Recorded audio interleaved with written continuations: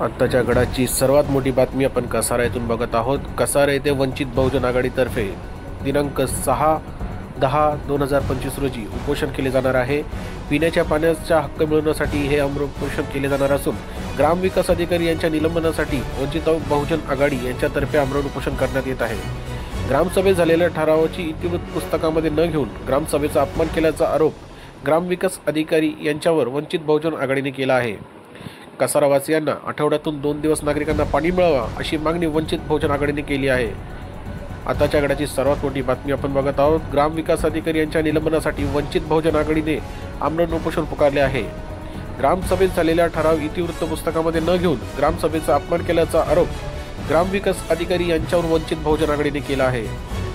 कसारावासियांना आठवड्यातून 2 दिवस पाणी मिळावा यासाठी वंचित बहुजन आघाडीने आक्रमक भूमिका घेतली आहे।